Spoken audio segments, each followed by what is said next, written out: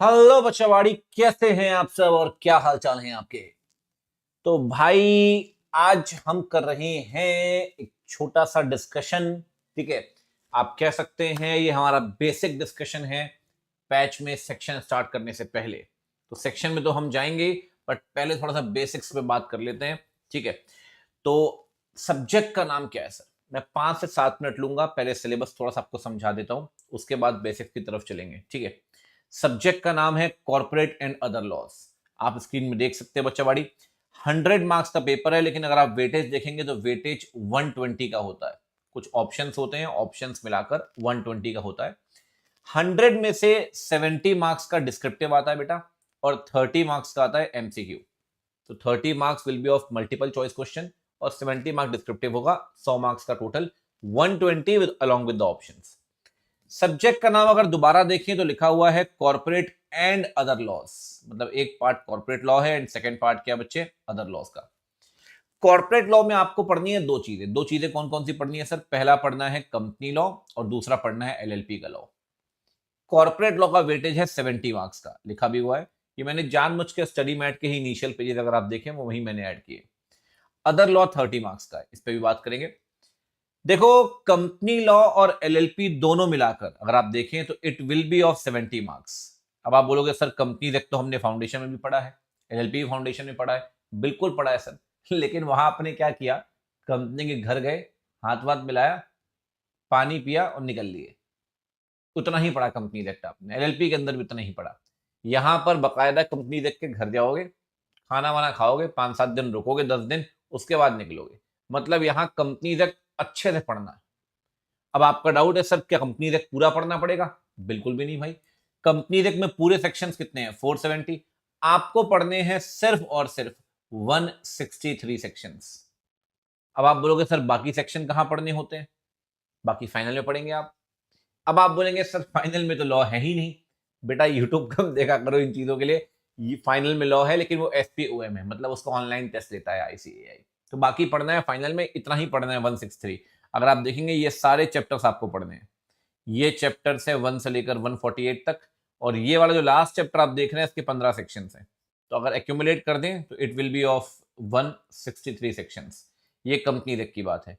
LLP में भी लगभग सब कुछ पढ़ना है आपको। फाउंडेशन में आप एलएलपी एक्ट पढ़ते रहे, वो भी थोड़ा सा। यहाँ एलएलपी एक्ट के साथ साथ रूल्स भी पढ़ने हैं। दोनों मिलाकर वेटेज कितना हो गया? दोनों मिलाकर 70 मार्क्स का वेटेज है। फिर चलते हैं अदर लॉ की तरफ। अदर लॉ की अगर बात करें बच्चे, तो अदर लॉ में आपको 3 चैप्टर पढ़ने हैं। एक जीसी एक्ट, एक इंटरप्रिटेशन ऑफ स्टैट्यूट, और एक फेमा। अभी मैं समझाऊंगा भी तो भी कमी समझ में आएगा आपको, लेकिन फिर भी ये जो दोनों चैप्टर हैं ये बेसिकली इंटरप्रिटेशन में आपकी हेल्प करेंगे।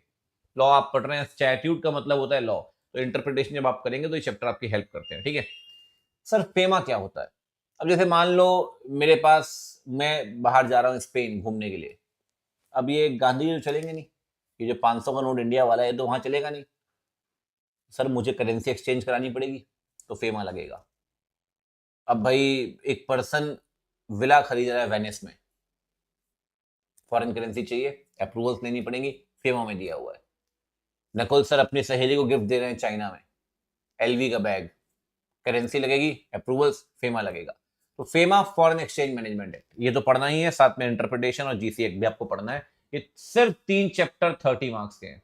सर मैं आपको बता रहा हूं ये बड़े स्कोरिंग है, बहुत ही स्कोरिंग। और मैं एक बात हमेशा कहता हूं ओरिएंटेशन के अंदर भी, कि never train your self for an average grade. अपने आप को एवरेज ग्रेड के लिए तैयार मत करिए। आप सब चैंपियन हैं और आप चैंपियन बनेंगे इंटरमीडिएट में। हमारा नारा ही ये होना चाहिए, अब की बार 80 बार, 80+ आपको टारगेट करना ही है। छोटा सोचोगे सर छोटा ही मिलेगा। 45, 50, 55 नंबर सोचोगे तो 45, 50, 55 आएंगे या 30, 35 आएंगे। फेल होने की प्रोबेबिलिटी साथ में कैरी कर रहे हो। टारगेट करोगे 80, 80 नहीं आया 75, 70, 65, 60 आएंगे ना सर। फेल होने की प्रोबेबिलिटी खत्म कर दीजिए, ढंग से पढ़ाई करिए, फोड़ना है एकदम। ठीक है भाई, तो मैंने थोड़ा सा आपको 5 मिनट के अंदर सिलेबस ब्रीफ किया है। ठीक है, और एक बात मैं हमेशा पढ़ा देता हूं स्टार्टिंग में, इंस्टीट्यूट हमसे क्या चाहता है सर? आप सबको स्टडी मैट मिलता होगा, लेकिन स्टडी मैट के पन्ने आप पलटते नहीं हैं। पलटने चाहिए कभी कभी, खासकर स्टार्टिंग के पेजेस। क्लियर कह रहा है सर, स्किल रिक्वायरमेंट्स, कह रहे हैं आपसे उम्मीद की जाती है to not only acquire the professional knowledge but also the ability to apply such knowledge in problem solving. सिर्फ नॉलेज लेना नहीं है भाई, नॉलेज को अप्लाई भी करना है प्रॉब्लम सॉल्विंग में। To gain the knowledge, to apply the knowledge, इसका मतलब थियोरेटिकल क्वेश्चन इंस्टीट्यूट ना के बराबर पूछेगा। इंस्टीट्यूट आपसे क्या पूछेगा सर? इंस्टीट्यूट आपसे पूछेगा बेसिकली केस स्टडी। यही तो लिखा है ना कि भैया नॉलेज आ गया, ठीक है, प्रॉब्लम सॉल्विंग में उस नॉलेज को अप्लाई भी करना है, तो केस स्टडी आपसे पूछने वाला है। एक बात और, केस स्टडी वाली बात फिर इंस्टीट्यूट ने दोबारा यहां रिपीट की है, पेपर नंबर 2, ये इंस्टीट्यूट का ही लिखा हुआ है, ठीक है। कहता है सर इस पेपर में हम चाहते हैं कि स्टूडेंट को लीगल प्रोविजन का नॉलेज हो, वो एनालाइज करे लॉ को और अप्लाई करे प्रोविजंस को in the complex scenarios. Scenario means आपके सामने एक सिचुएशन दी जाएगी, मिस्टर ए मिस्टर बी, आपको बताना पड़ेगा इसमें क्या होगा। This is a scenario. मैंने आपसे कहा ऊपर 30 नंबर के एमसीक्यू आते हैं, आपको क्या लगता है डायरेक्ट एमसीक्यू आते होंगे? सर डायरेक्ट एमसीक्यू आने तो बंद हो गए। आप ये देखो, एक आरटीपी में आपको दिखाता हूं, ये एमसीक्यूज हैं बट ये डायरेक्ट नहीं है। पहले क्या दिया हुआ है? केस सिनेरियो, पूरा सिनेरियो दिया है, ये सिचुएशन, इस बेसिस पे आपसे बोल रहा है on the basis of this fact and figure आप आंसर दीजिए। पहले क्वेश्चन का एमसीक्यू, सेकंड का एमसीक्यू, यहां भी सिनेरियो है। ये एमसीक्यू का डिस्क्रिप्टिव आप पढ़िए, मेरे डोंट हैव क्वेश्चन पेपर है, ये डिस्क्रिप्टिव है। सब आपको डिस्क्रिप्टिव में केस स्टडी मिलेंगी, ज्यादातर केस स्टडीज मिलेंगी। केस स्टडी कभी कभार थ्योरेटिकल आते हैं, जैसे ये थ्योरेटिकल है तो थोड़ा थ्योरेटिकल भी आता है बट ज्यादातर केस स्टडी आएगा। इंस्टीट्यूट ने यही तो लिखा है ना, आप देख लो क्या लिखा है, इंस्टीट्यूट ने ये लिखा हुआ है कि भैया हम तो यही चाहते हैं, ठीक है ना, कि आप कॉम्प्लेक्स सिनेरियोज को सॉल्व करें, अपने नॉलेज को अप्लाई करें। और कॉम्प्लेक्स एज एन बहुत कॉम्प्लेक्स नहीं होगा, मॉडरेटली कॉम्प्लेक्स होगा। और डरा नहीं रहा है भाई, डरना नहीं है आपने कि बहुत ही कॉम्प्लेक्स है, ना कम ना ज्यादा, मॉडरेट मिड कॉम्प्लेक्स रहेगा। सिनेरियो देंगे आपको सॉल्व करना है, ठीक है भाई। ये हो गया थोड़ा सिलेबस का डिस्कशन 5-7 मिनट के अंदर। अब आप बोलिए सर हम कहां से स्टार्टिंग करने वाले हैं? हम स्टार्टिंग करने वाले हैं कंपनीज एक्ट से। तो सर इस सेशन में मैं कंपनीज एक्ट पूरा नहीं पढ़ाऊंगा, मुझे करीब करीब 2 सेशन लगते हैं कंपनीज एक्ट का सिर्फ बेसिक पढ़ाने में। एक बार आप बेसिक पढ़ लोगे तो फिर सेक्शन स्टार्ट करेंगे यहां से। तो आइए पहले बेसिक पढ़ते हैं एक बार, क्या कहता है कंपनीज एक्ट का बेसिक। ठीक, देखो बेसिक को भी मैंने 2 पार्ट में बांट रखा है। एक है कंपनीज एक्ट का बेसिक, जैसा कि आप ये देखें, आपको दिखेगा ये एक्ट कब आया है ना, एक्ट कैसे बना, उसकी भी बात हम करते हैं। लेकिन उससे पहले मैं पढ़ाता हूं कंपनी का बेसिक, कंपनीज का बेसिक। एक बार कंपनीज का बेसिक डिस्कस हो गया तो फिर एक्ट का भी बेसिक डिस्कस होगा, कोई दिक्कत वाली बात नहीं। ठीक है, आइए पहले कंपनीज का बेसिक पढ़ते हैं, फिर आगे बात करेंगे। देखो जी, मैं जो आज आपको पढ़ाने वाला हूं बिल्कुल स्क्रैच लेवल से पढ़ाऊंगा, 0 लेवल से, स्क्रैच। ठीक, एक कंपनी में ना 2 तरह के लोग होते हैं, एक वो जो पैसा लगाते हैं और एक वो जो कंपनी को संभालते हैं। अभी आपको लगेगा बहुत बेसिक पढ़ा रहा हूं, ध्यान से देखिएगा, बहुत जबरदस्त चीज बता रहा हूं मैं आपको, ठीक है। एक वो जो पैसा लगाते हैं, एक वो जो कंपनी को संभालते हैं। तो कैपिटल कौन लगाता है? कैपिटल तो शेयर होल्डर ही लगाएगा, इसीलिए इसे कहते हैं कैपिटल कॉन्ट्रीब्यूटरी। क्या बोलते हैं? Capital contributory. कई बार ना शेयर होल्डर को मेंबर के भी नाम से जानते हैं आप।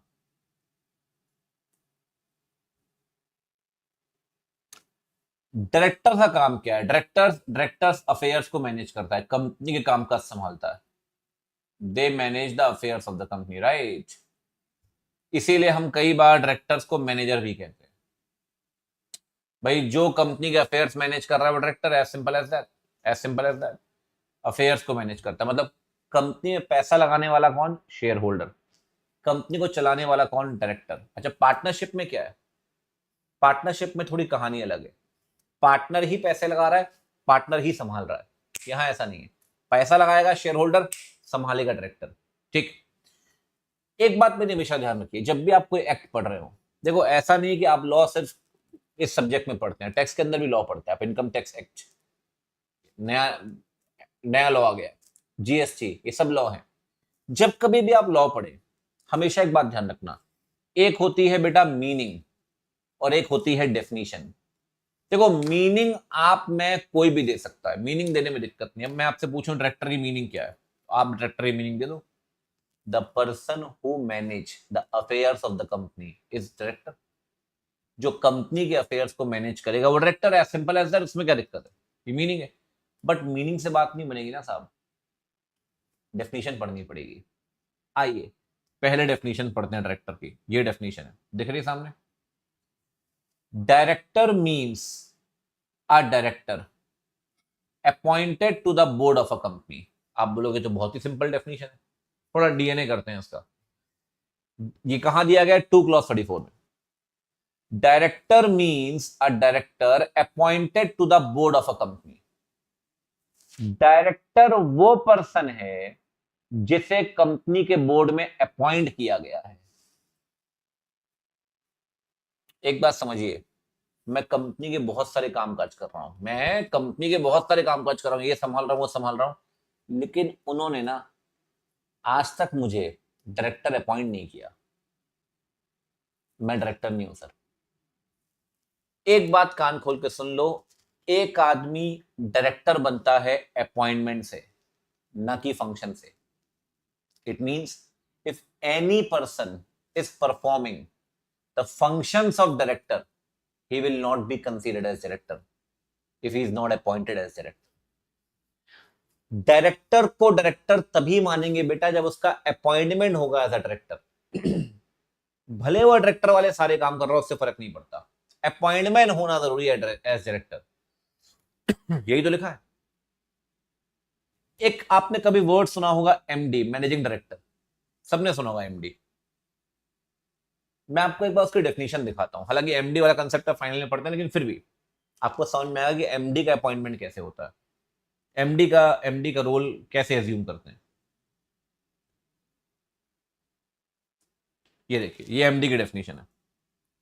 जो मैंने हाईलाइट किया सर उतना पढ़ना है एक बार, ठीक है। MD means a director interested with substantial parts of management of the affairs of the company. MD का मतलब है वो डायरेक्टर जिसके पास मैनेजमेंट की सब्सटेंशियल पार्ट्स होंगी, सब्सटेंशियल, ज्यादातर अधिकार होंगे। अब जैसे मान लो मैं एक पर्सन हूं, मैं चेक चेक भी साइन कर रहा हूं कंपनी के लिए कॉन्ट्रैक्ट भी कर रहा हूं, मेजर डिसीजंस भी ले रहा हूं, सब कुछ मैं ही कर रहा हूं। मैं डायरेक्टर हूं, आप मुझे एमडी मान लेंगे। आप मुझे बताओ एमडी के डेफिनेशन में कहाँ अपॉइंटमेंट वर्ड लिखा है, लिखा है कहीं भी? ये जो मैंने हाईलाइट किया यहां से यहां तक कहीं भी लिखा है क्या कि एमडी वो है जिसे अपॉइंट करेंगे एज द एमडी? नहीं, एमडी वो है जिसके पास मैनेजमेंट की सब्सटेंशियल पावर्स होंगी।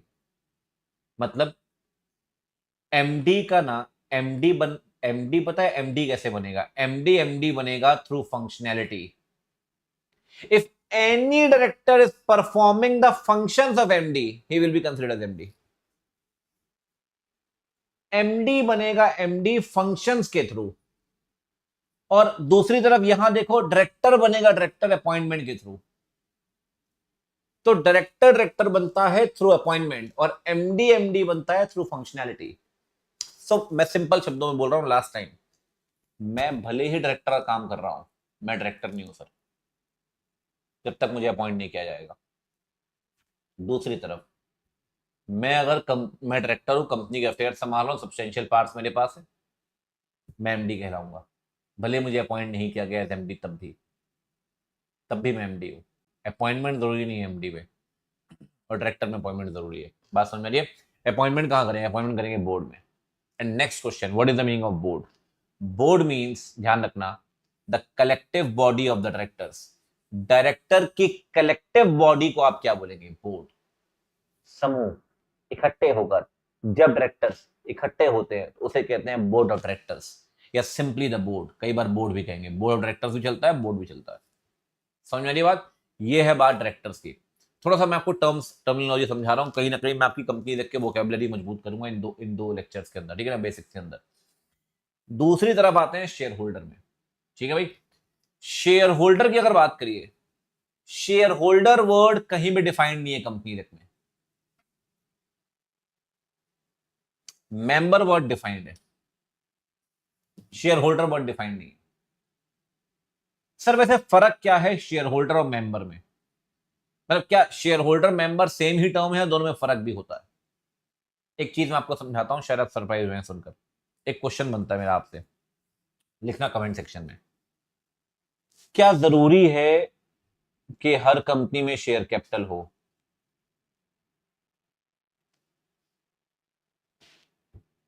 एक मैं आपसे दो एग्जांपल दूंगा। एक क्लब है। क्लब कैसे चलता है? क्लब चलता है बेटा मेंबरशिप फीस से। क्लब चलता है बेटा सब्सक्रिप्शन से। तो बिना कैपिटल के क्लब चल सकता है? यस। एक नॉन प्रॉफिट ऑर्गेनाइजेशन है, ये कैसे चलेगी? ये चलेगी डोनेशन से, ये चलेगी ग्रांट से, ये चलेगी सब्सक्रिप्शन से। क्या ये एनपीओ बिना कैपिटल के चल सकती है? यस। यस।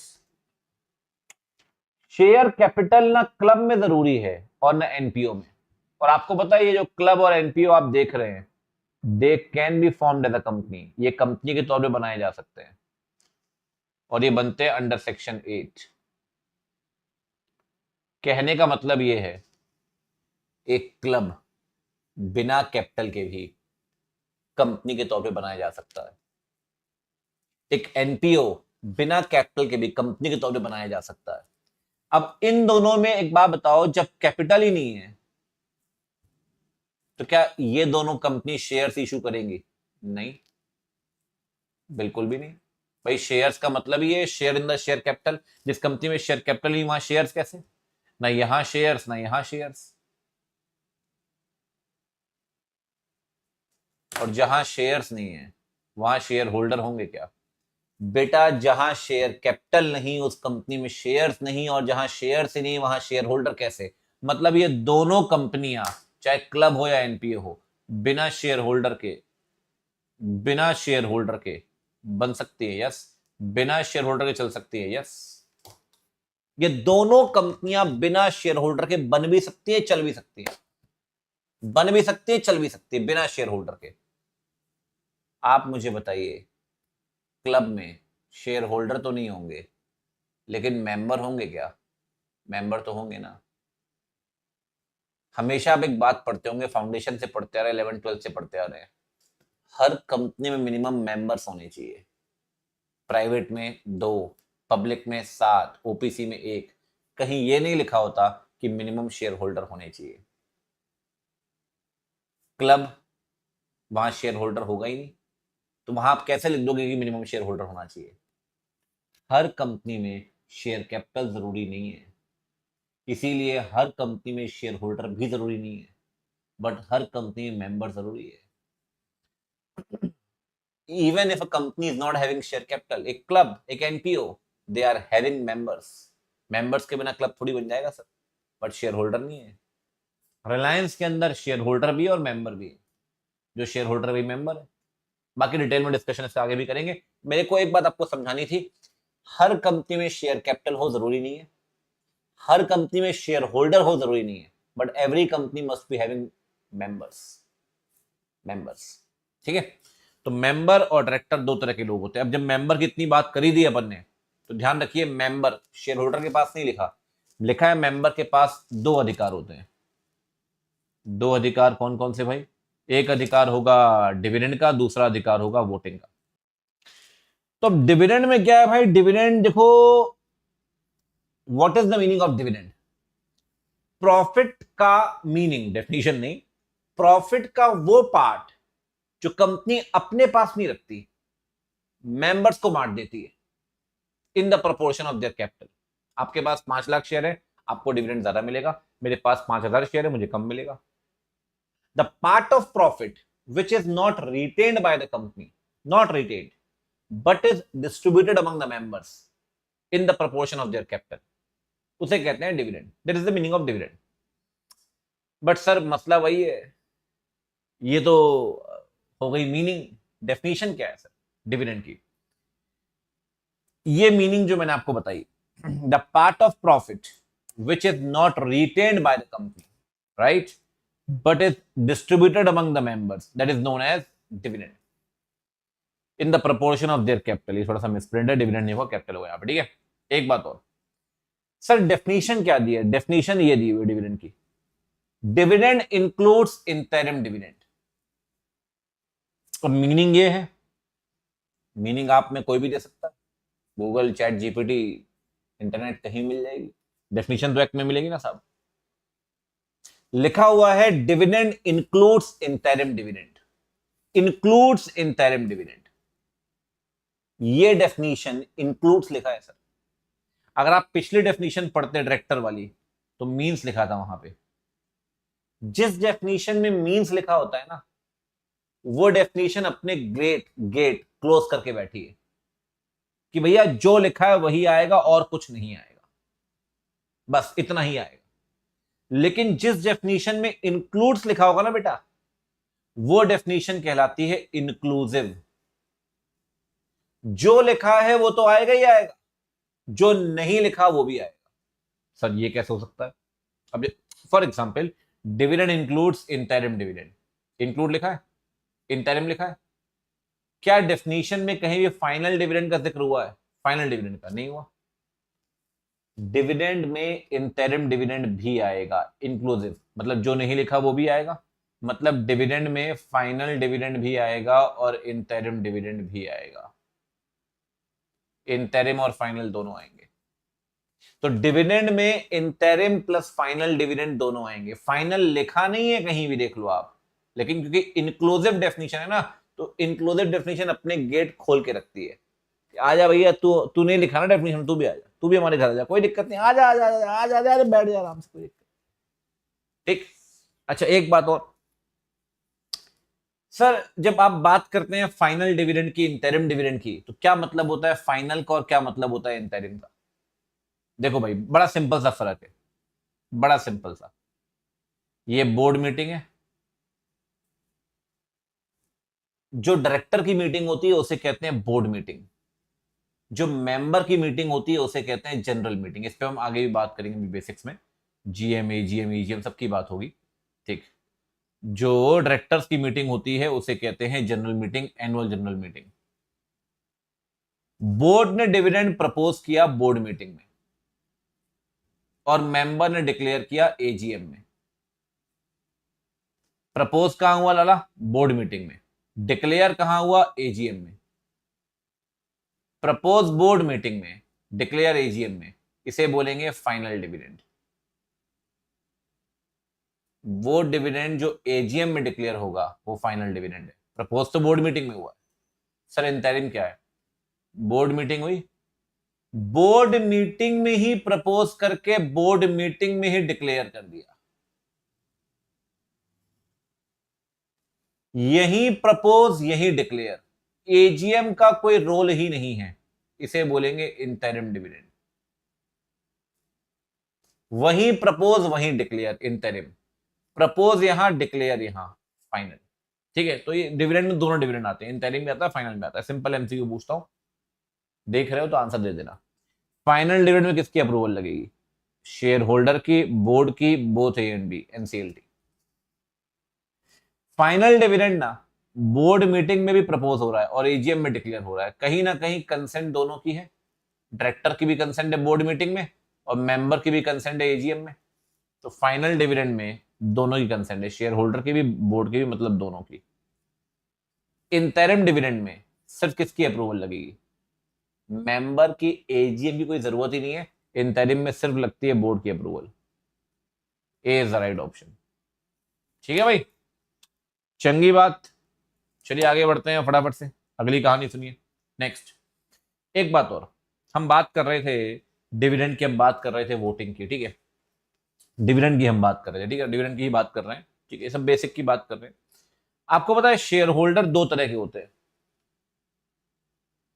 शेयर होल्डर्स दो तरह के होते हैं, एक होता है इक्विटी और दूसरा होता है प्रेफरेंस।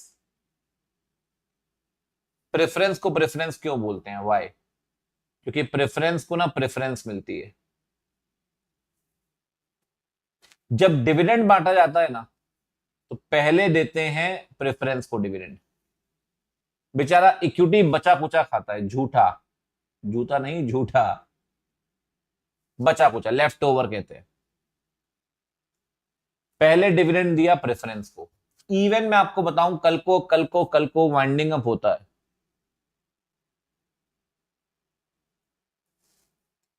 एसेट्स बेचते हैं आप कंपनी की, मान लो एसेट बिकती है 100 CR में, लाइबिलिटी पे ऑफ करते हो 60 CR की, सरप्लस कितना बच गया? सरप्लस बच गया 40 CR। अब दोनों शेयर होल्डर आ गए पैसा मांगने के लिए, इक्विटी भी आ गया, प्रेफरेंस भी आ गया, ये ESH आ गया, ये PSH आ गया। किसे दोगे पहले पैसा?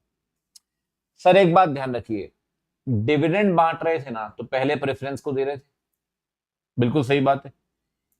जब वाइंडिंग अप में सरप्लस पैसा बांटोगे तो भी पहले प्रेफरेंस को दोगे, अगर प्रेफरेंस का पैसा चला गया तो इक्विटी को दोगे।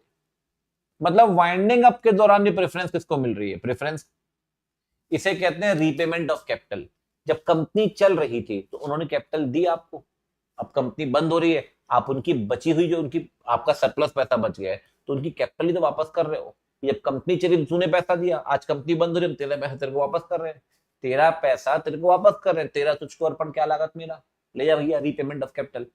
तो ध्यान रखना, प्रेफरेंस को प्रेफरेंस सिर्फ डिविडेंड में नहीं मिलती, रीपेमेंट ऑफ कैपिटल में भी मिलती है ड्यूरिंग वाइंडिंग अप। अब एक सवाल बनता है सर, जब प्रेफरेंस को इतनी ही प्रेफरेंस मिल रही है, बेचारा इक्विटी लेफ्ट ओवर खा रहा है, बचा कुचा खा रहा है बेचारा, कोई कोई इज्जत नहीं है सर। दो सवाल, पहला, जब प्रेफरेंस को इतनी प्रेफरेंस मिल रही है तो कोई भी आदमी इक्विटी शेयर्स क्यों लेगा? सब प्रेफरेंस लेंगे फिर?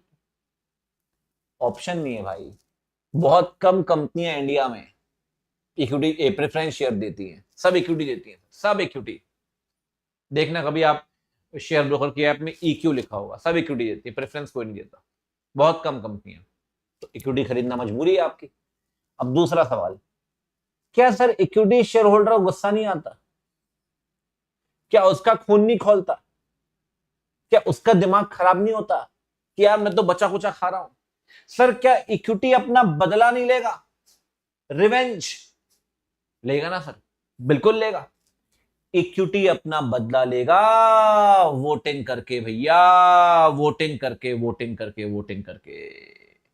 जी मैं आपको बता रहा हूं, दो अधिकार है, एक डिविडेंड, दूसरा वोटिंग। डिविडेंड में खूब मजे लिए PSH ने, अब वोटिंग में खूब मजे लेगा ESH। कान खोल के सुन लो बेधड़क, इक्विटी शेयर होल्डर हर एक मैटर के लिए हर एक GM में वोट कर सकता है। क्या?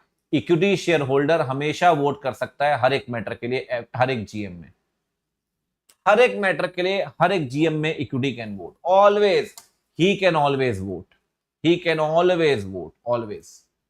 कौन? ESH। प्रेफरेंस जनरली वोट नहीं कर सकता।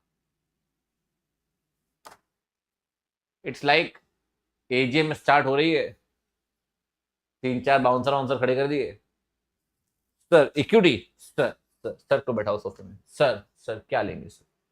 Cafe, sir sir coffee, sir बताइए, मोका, कैपेचिनो, लैटे, सर सर साथ में क्या, स्नैक्स में क्या लेंगे सर? सर इज्जत है भाई इक्विटी के AGM में, वोट वोट करे आराम से।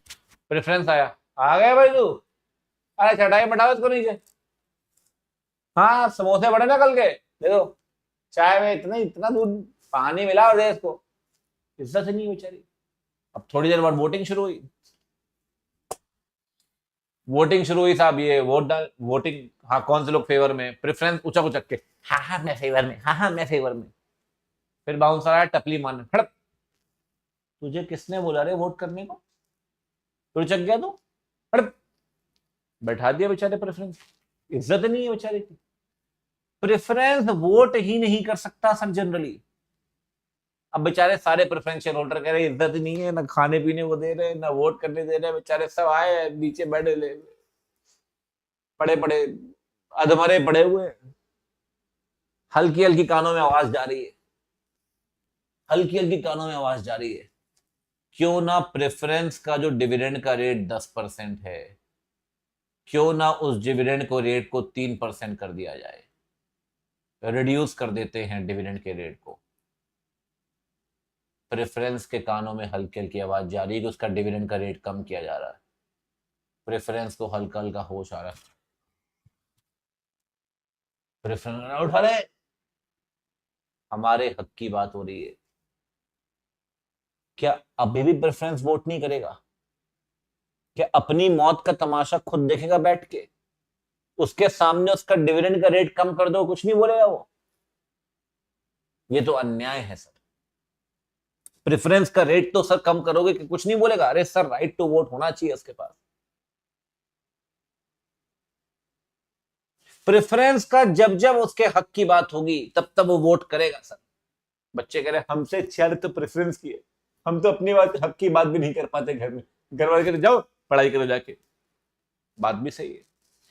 कोई भी मैटर जो उसके इंटरेस्ट को अफेक्ट करेगा, प्रेफरेंस कैन वोट। उसका रेट कम करोगे, ही कैन वोट। जब उसके हक की बात होगी, ही कैन वोट। पहला एक्सेप्शन। दूसरा एक्सेप्शन, जब उसका डिविडेंड अनपेड होगा। कितने समय का अनपेड होगा? सर उसका डिविडेंड अनपेड होगा ऑफ 2 फाइनेंशियल ईयर्स। और ध्यान रखिएगा, 2 फाइनेंशियल ईयर कॉन्जिक्यूटिव जरूरी नहीं है कि कॉन्जिक्यूटिव 2 फाइनेंशियल ईयर हो। एग्रीगेट पीरियड, मतलब एक डिविडेंड बाकी है 13-14 का और एक डिविडेंड बाकी है 19-20 का, चलेगा ना सर? He can vote. अगर 2 साल का डिविडेंड अनपेड है, वो किसी भी 2 साल, एग्रीगेट लिखा हुआ है, ही कैन वोट। हर एक मैटर के लिए, हर एक जीएम में ही कैन वोट। कब तक? जब तक 2 साल का अनपेड है तब तक। मान लो 1 साल का पेड है, 1 साल का अनपेड है, तो फिर वोट नहीं कर पाएगा। 2 साल का अनपेड होना चाहिए, किसी भी 2 साल का। यहां और है, इन दो केसेस में ही कैन वोट, या तो ये या तो ये। बात आ रही समझ? ये वोटिंग का अधिकार है किसके पास? मेंबर के पास। इक्विटी और प्रेफरेंस, ठीक है। डिविडेंड की बात कर ली, वोटिंग की बात कर ली। आइए एमसीक्यू पूछता हूं आपसे। इक्विटी शेयर होल्डर के पास राइट टू वोट होगा कौन से मैटर को लेकर? रेजोल्यूशन जो इक्विटी शेयर्स वाले हैं, every resolution, special, ordinary. Sir equity share holder ना हर एक रेजोल्यूशन को लेकर वोट कर सकता है। प्रेफरेंस, प्रेफरेंस के बाद राइट टू वोट होगा वही मैटर को लेकर जो प्रेफरेंस के राइट को अफेक्ट करेगा। बिल्कुल ठीक बात है सर। जो प्रेफरेंस के राइट को अफेक्ट करेगा सिर्फ उसी मैटर को लेकर। और प्रेफरेंस वोट कर सकता है अगर डिविडेंड अनपेड है। कितने साल का डिविडेंड अनपेड है भैया? 2 सालों का। Got it bro, got it sir. ठीक है, चलिए डन है। अभी वोटिंग पे एक और बात करेंगे। ये सब आज बेसिक पढ़ लेंगे सारा का सारा, तो एकदम चीजें क्या एकदम क्रिस्टल क्लियर हो जाएंगी। ठीक है भाई, चलो जी चलो जी चलो जी, अब चलते हैं वोटिंग में।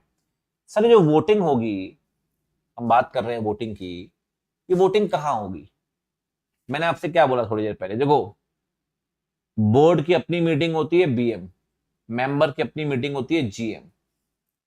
तो मेंबर की वोटिंग की बात कर रहे हैं, मेंबर की वोटिंग होगी जीएम में। जीएम का फुल फॉर्म जनरल मीटिंग। आपको पता है इसे जनरल मीटिंग क्यों बोलते हैं? लंगर है, लंगर सुना है, भंडारा। सबको बुलाओगे, सब आएंगे, लेकिन वोट सिर्फ मेंबर करेगा।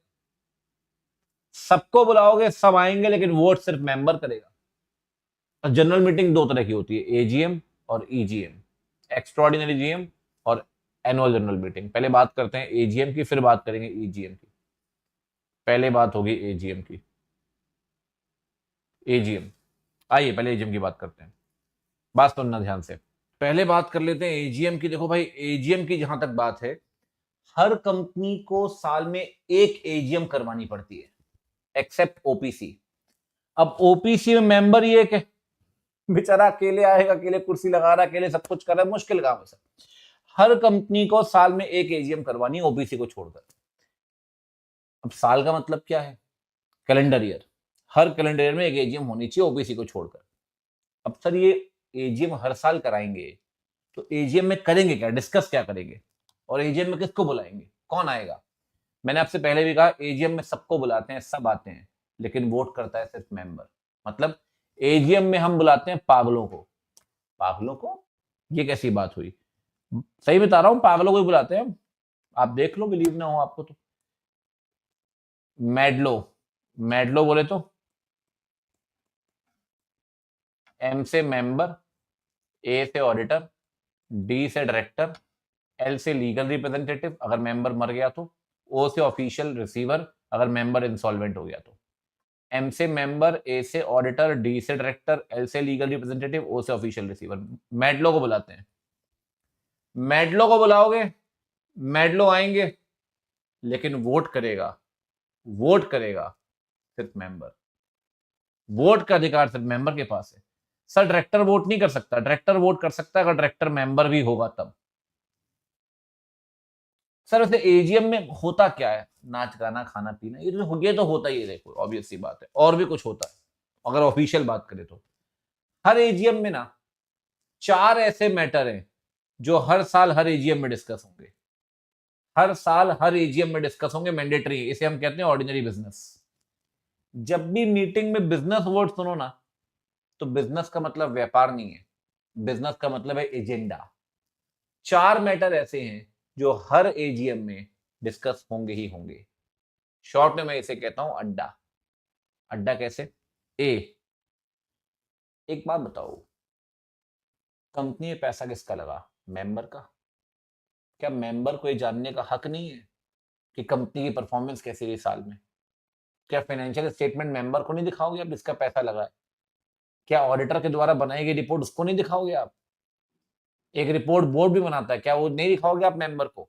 सर मेंबर को आप 3 चीजें दिखाते हैं एजीएम में और तीनों चीजें अप्रूव कराते हैं मेंबर से। 3 चीज कौन कौन सी? Financial statement, auditor report, board report. फैब 4 जो लोग क्रिकेट देखते हैं उन्हें पता होगा, कोहली जी चले गए तो फैब 3 ही बचे हैं, तो फैब 3 है। फैब 3 कैसे? एफ से फाइनेंशियल स्टेटमेंट, ए से ऑडिटर रिपोर्ट और बी से बोर्ड रिपोर्ट। हर एजीएम में ये 3 चीजें अप्रूव होंगी ही होंगी। FAB 3 financial statement, auditor report, board report. F से फाइनेंशियल स्टेटमेंट, ए से ऑडिटर रिपोर्ट, बी से बोर्ड रिपोर्ट। हर एजीएम में अप्रूव होनी होनी है। Declaration of dividend. सर क्या डिविडेंड देना मैंडेटरी है क्या? नहीं, डिस्कशन तो होगा देना है नहीं देना, और अगर देना है तो एजीएम में डिस्कस करिए। डायरेक्टर का अपॉइंटमेंट, जो डायरेक्टर रिटायर हो रहे हैं उनकी जगह जो आ रहे हैं। ऑडिटर का अपॉइंटमेंट और उनकी रेम्युनरेशन फिक्स करना। ऑडिटर की रेम्युनरेशन समझते हो ना, मेहनताना। सैलरी तो बोलेंगे नहीं, ऑडिटर आउटसाइडर होता है, तो रेम्युनरेशन बोलेंगे। ठीक। ए से approval of financial statement, board report, approval of Feb 3। D से डायरेक्टर का अपॉइंटमेंट, डी से डिक्लेरेशन ऑफ डिविडेंड, ए से ऑडिटर का अपॉइंटमेंट। ये 4 मैटर ऐसे हैं जो हर साल हर एजीएम में डिस्कस होंगे। इसे हम कहते हैं ऑर्डिनरी बिजनेस। एक बात बताइए, कंपनी का नाम चेंज करना हर साल मैंडेटरी? क्या कंपनी हर साल नाम चेंज करेगी क्या? क्या कंपनी हर साल अपनी कैपिटल बढ़ाएगी क्या? ये कंपनी हर साल अपनी कैपिटल रिड्यूस करेगी क्या? ये कंपनी बायबैक करेगी क्या? ये सारे के सारे मैटर ऑर्डिनरी नहीं है, ये कहलाते हैं स्पेशल बिजनेस। ऑर्डिनरी के अलावा बाकी सारे मैटर को आप क्या बोलोगे? They are termed as special business. नाम चेंज करना स्पेशल, बायबैक स्पेशल, ये सब स्पेशल है। आपको पता है एजीएम में ऑर्डिनरी बिजनेस डिस्कस होगा ही होगा, मैंडेटरी। नाच गाना खाना पीना चलता रहेगा यार, ये 4 बातें डिस्कस होंगी ही होंगी। स्पेशल आपकी इच्छा है, करना चाहो तो कर लो। अच्छा एक बात बताओ, डायरेक्टर को हटाना क्या है? स्पेशल। अपॉइंट करना ऑर्डिनरी है, हटाना स्पेशल है। ऑडिटर को हटाना क्या है? स्पेशल। नाम चेंज करना क्या है? स्पेशल। अपना ऑफिस दिल्ली से लखनऊ शिफ्ट कर रहे हैं, स्पेशल। कैपिटल बढ़ाना है, special. Reduction of capital special. Buyback करना है स्पेशल। बोनस शेयर इशू करना है special. Thread equity share issue करना है स्पेशल। ये सारे स्पेशल है। इन चारों के अलावा हर एक मैटर स्पेशल है। एजीएम में दोनों बिजनेस डिस्कस होते हैं। दोनों बोले तो एजीएम में ऑर्डिनरी मैंडेटरी है, स्पेशल आपकी इच्छा है। स्पेशल आपकी इच्छा है। ठीक। हर कंपनी को एजीएम करवानी है एक्सेप्ट ओपीसी, ओपीसी को छोड़कर।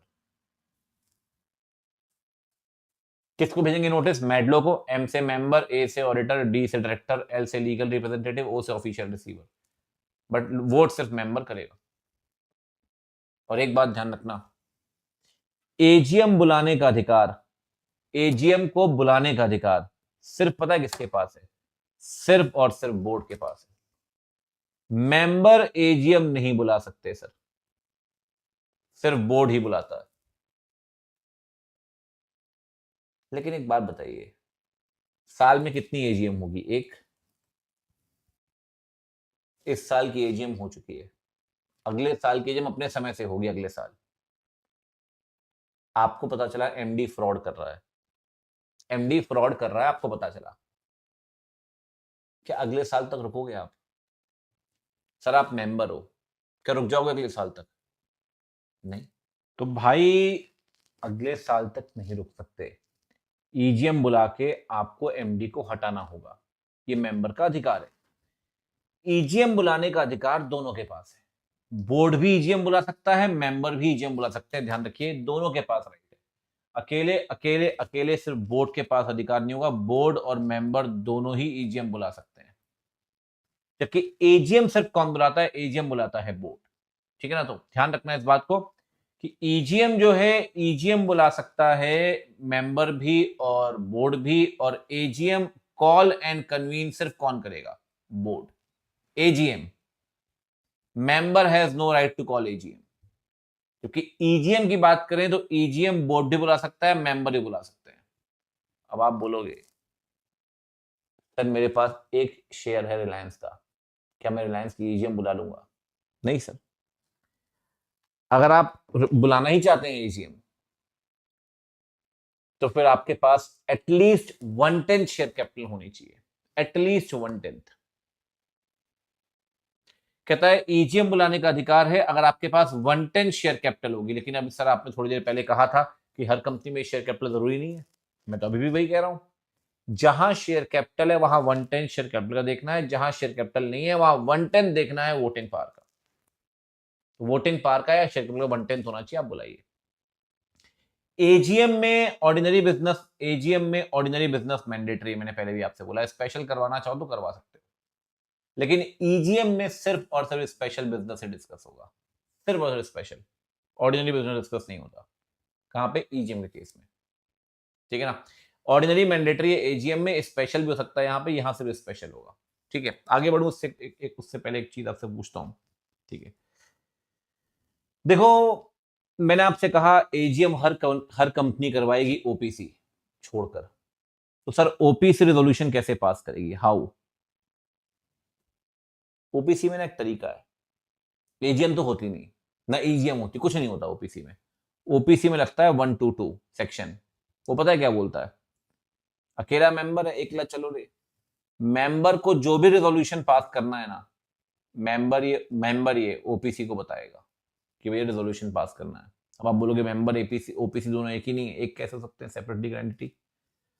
ओपीसी अपने मिनट्स बनाएगी, ओपीसी अपने मिनट्स बनाएगी और मेंबर उस मिनट्स पे साइन कर देगा, मेंबर उस मिनट्स पे साइन कर देगा, जैसे ही साइन करेगा रेजोल्यूशन पास, जैसे ही साइन करेगा रेजोल्यूशन पास।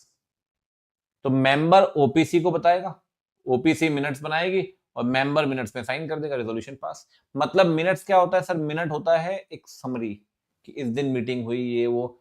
सर यहां तो मीटिंग हुई नहीं, यही तो अजूबा है, ओपीसी में बिना मीटिंग के मिनट्स बन रहे हैं भाई। मतलब आप ओपीसी को बताइए, ओपीसी मिनट्स बनाएगी, आप साइन कर दो, साइन करते ही ये मानेंगे रेजोल्यूशन पास हो गया अपने आप, डीम टू बी पास्ड। बढ़िया तरीका ओपीसी में।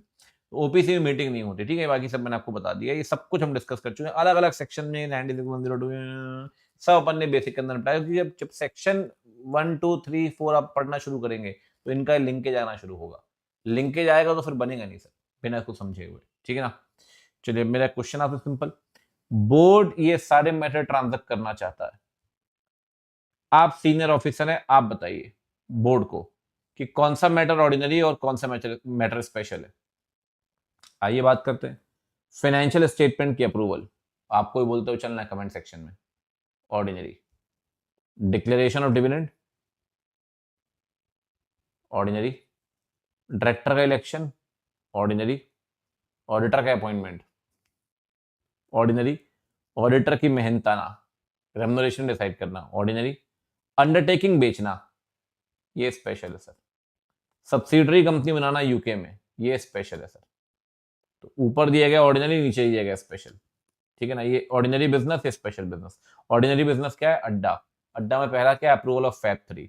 नोटिस इसको भेजते हैं, नोटिस भेजते हैं मैडलो को। आता कौन है, मैडलो आते हैं। वोट कौन करता है, सिर्फ मेंबर। बात आ रही समझ।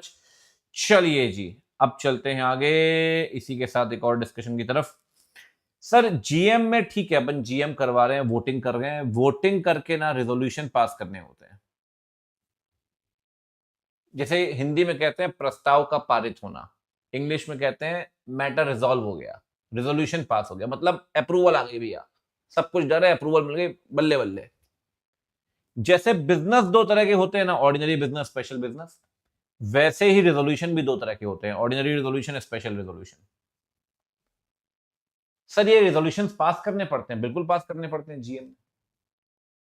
सर कैसे डिसाइड करेंगे कि कब ऑर्डिनरी पास करना है, कब स्पेशल पास करना है, यही तो पढ़ना है आपने अगले 3.5-4 महीने में।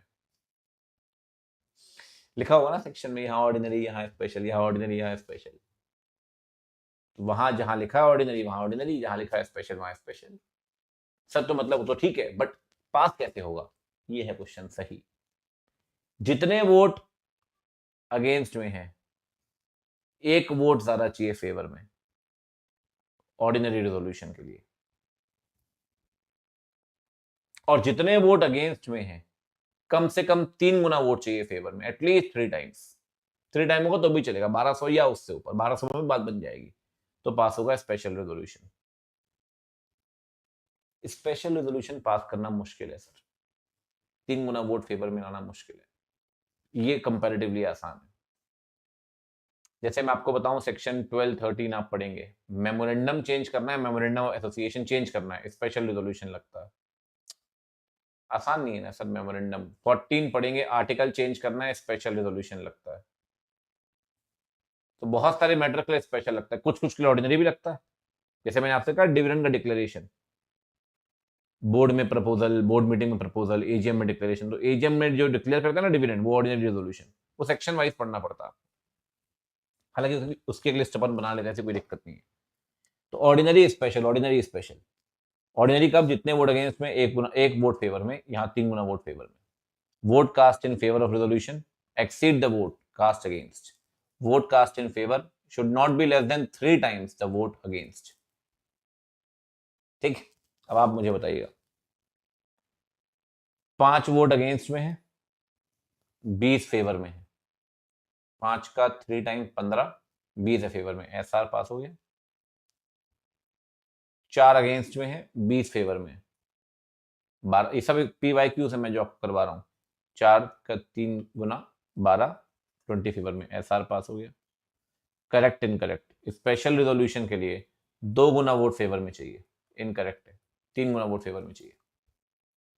बात आ रही समझ। चलिए, ये बेसिक का फर्स्ट पार्ट हमने कंप्लीट किया, एक बार फटाफट से रिकैप कर लेते हैं ताकि थोड़ी सी आसानी आपको भी रहेगी चीजों में। ठीक है, एक दो बात आपको और भी बता दूंगा मैं। सबसे पहले बात करते हैं भैया कंपनी की, जो चलाता है शेयर होल्डर, डायरेक्टर जो मैनेज करता है अफेयर्स को। शेयर होल्डर वर्ड डिफाइंड नहीं है, मेंबर वर्ड डिफाइंड है। हर कंपनी में मिनिमम मेंबर्स होने चाहिए, शेयर होल्डर की जरूरत नहीं है, क्योंकि हर कंपनी में शेयर कैपिटल की भी जरूरत नहीं है। ठीक है ना। डायरेक्टर्स, डायरेक्टर कैसे बनते हैं, थ्रू अपॉइंटमेंट। एमडी कैसे बनता है, थ्रू फंक्शन। डायरेक्टर मींस जो कहां अपॉइंट होगा, बोर्ड में। Board means the collective body of the director is known as board. ठीक। 2 अधिकार है, डिविडेंड का अधिकार, डिविडेंड वो प्रॉफिट का वो पार्ट है जो अपने पास ना रखकर बांट देते हैं आप मेंबर्स को, वो डिविडेंड है। डेफिनेशन क्या है, डिविडेंड इंक्लूड्स, मतलब इंक्लूसिव डेफिनेशन है। तो इंटरिम भी आएगा, फाइनल भी आएगा। इंटरिम वो है जो बोर्ड मीटिंग में प्रपोज होकर बोर्ड मीटिंग में डिक्लेयर हो रहा है। फाइनल वो है जो बोर्ड मीटिंग में प्रपोज होगा और एजीएम में डिक्लेयर हो जाएगा। ठीक। प्रेफरेंशियल राइट किसको मिलेगा, प्रेफरेंशियल होल्डर को। प्रेफरेंशियल होल्डर को 2 टाइम प्रेफरेंस मिलती है, एक तो पहले प्रेफरेंस कब मिलेगी, आपकी डिविडेंड के वक्त, और दूसरी प्रेफरेंस कब मिलती है, दूसरी मिलती है वाइंडिंग अप में, रीपेमेंट ऑफ कैपिटल के वक्त। तो इक्विटी अपना बदला कहां लेता है, इक्विटी अपना बदला लेता है वोटिंग में। इक्विटी शेयर होल्डर हमेशा वोट कर सकता है सर, प्रेफरेंस जनरली वोट नहीं कर सकता। 2 केस में वोट करेगा, 2 साल का डिविडेंड बाकी होगा तब, और उसका मैटर अफेक्ट, उसका इंटरेस्ट अफेक्ट होगा तब। ठीक। वोटिंग होती है जीएम में, एजीएम हर साल हर कंपनी को करवानी जरूरी है, ओपीसी को छोड़कर। ओपीसी मेंबर ओपीसी को बताएगा, और मिनट्स बनाएंगे, मिनट साइन कर देंगे, रेजोल्यूशन पास। मैडलो को बुलाओगे, मैडलो आएंगे, लेकिन वोट करेगा सिर्फ मेंबर। ईजीएम बोर्ड मेंबर दोनों बुला सकते हैं, मेंबर के पास 1/10 कैपिटल होनी चाहिए, एजीएम सिर्फ बोर्ड बुलाता है। ठीक। रेजोल्यूशन पास होते हैं दो तरह के, जितने वोट अगेंस्ट में हैं एक वोट ज्यादा चाहिए फेवर में, ऑर्डिनरी रेजोल्यूशन। जितने वोट अगेंस्ट में 3 गुना वोट चाहिए फेवर में, स्पेशल रेजोल्यूशन।